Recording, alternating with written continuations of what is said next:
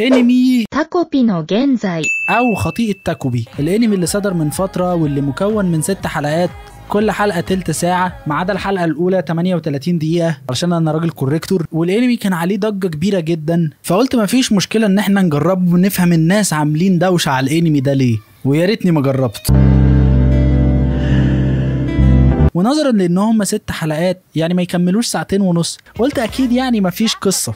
وحابب اقول لك انه الانمي حرفيا ما سابش اي موضوع حساس الا وناقشنا فيه، ما عدا حاجة واحدة بس وهي انترنت غير محدود يعني.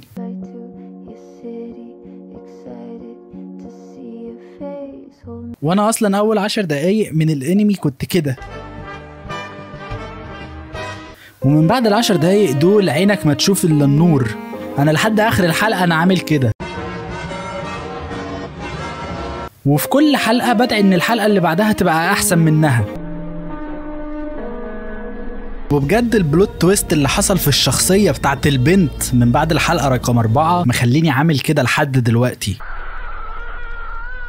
الانمي لحد ما خلص ما وضحش النهاية بتاعت البنت كانت عاملة ازاي، والانمي بيناقش مواضيع بجد ناس عانوا منها، وتحديدا في اليابان زي الانتحار المبكر، ده زي الزواج المبكر كده. وشي كرمش وانا بسمع. اسف يا شباب بس هو ده تأثير الحلقات عليا، وزي عدم اهتمام الوالدين، زي التنمر والمشاعر ازاي بتأثر علينا. كفاية بقى يا اخي، انت ما بتحسش. وبجد حابب اوجه رسالة واحدة للمؤلف. وانا لما شفت الانمي اتأكدت ان الانسان عامل زي السفنجة، يعني لو دلقت عليه شوية مشاكل نفسية دوره هيخرج على حد تاني مشاكله النفسية، وكأنكم في سلسلة. وده خلاني ابص لحياة المصري على انها جنة الصراحة. الناس دي كان ناقص لها نت محدود وينتحروا. المهم الانمي بيحكي عن بنت بتتعرض للتنمر بشكل بشع من صحابها في المدرسة، وامها وامها مش كويسة، وابوها فعل مود طريق السلامة انت. ومش كده وبس، لا بوشكاش محفوظ بيضحي النهارده، وكمان ما عندهاش لا اخ ولا اخت ولا اصحاب.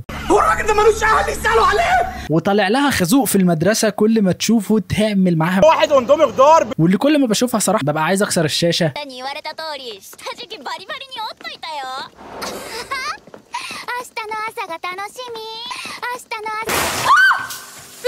بس الحمد لله عندها كلب بتحبه.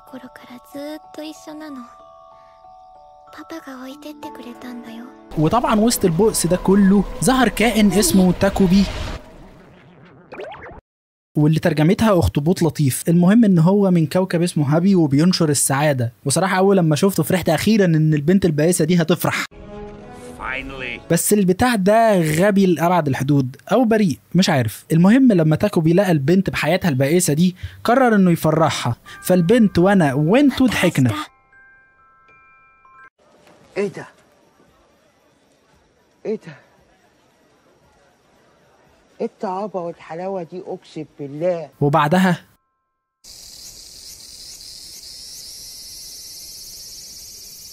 وانا هنا قلبي وقف يعني، فسألها ايه اللي حصل، فقالت له ان هي اتخانقت مع واحدة صاحبتها، فادها حبل السعادة وهو حبل الطرفين بيمسكوه فبيتصالحوا. والمهم هي خدت الحبل ومشيت. وعدى فترة والحاج تاكوبي قال لما اشوف ايه التطورات، راح لقاها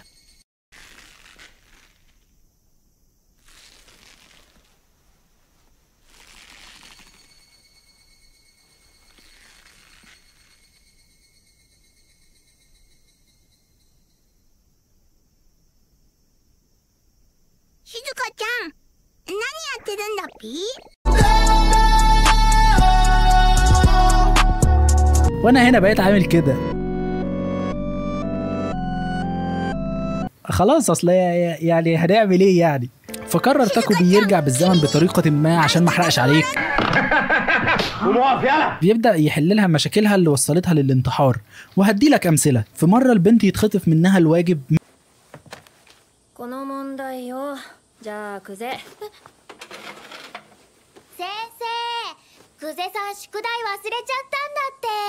مستر بادينو، انا مستر بادينو. فالمس تسألها فتتكسف فيغششها.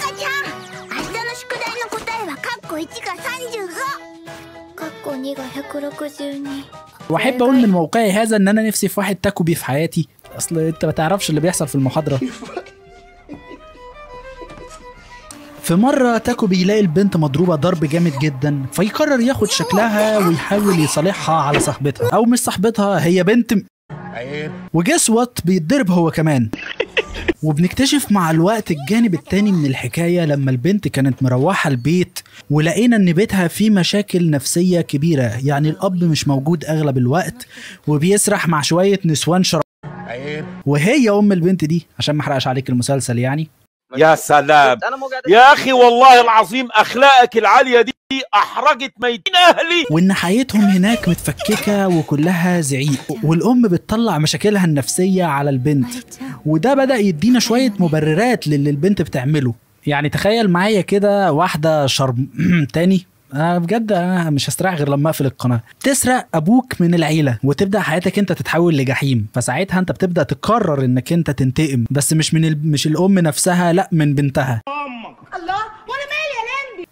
المهم احداث الانمي كالاتي: هي البنت تعمل حاجه صح فتاخد علقه، تعمل حاجه صح فتاخد علقه، تعمل حاجه صح. انا زهقت باحداث الانمي لحد ما البنت كانت في جنينه مع الكلب وظهرت لهم البنت دي، واللي كالعاده اديتها علقه سخنه، واكيد ككلب وفي راح يدافع عن صاحبته وعض البنت، وهي اصلا كانت مخططه لده كله علشان الكلب يتحبس ويتمنع عنها، فكده حتى الكلب اللي كانت فرحانه بيه راح. والاول مره في الانمي نشوف ام البنت واللي سابتها وهي بالحاله دي، والام كل اللي قالته ان هي تروح تعتذر للبنت على ان الكلب عضها وهتودي الكلب لابوها.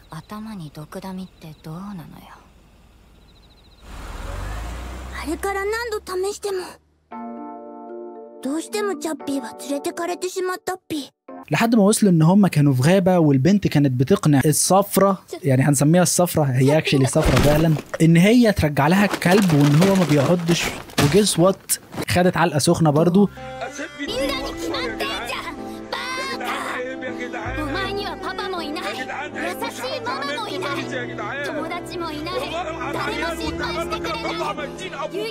تاكو بيقرر يساعد، راح قتل البنت. انت غبي وقالوا هنهرب، واول لما لفت وشها. وانا بصراحه شايف ان احنا نكتفي بهذا القدر لليوم، وقول لي لو عايز جزء تاني لو الفيديو عجبك والانمي فعلا اثر على مودي وانا قاعد بتفرج عليه، بالذات انا ضربت ال6 حلقات ورا بعض، ما تعملش كده.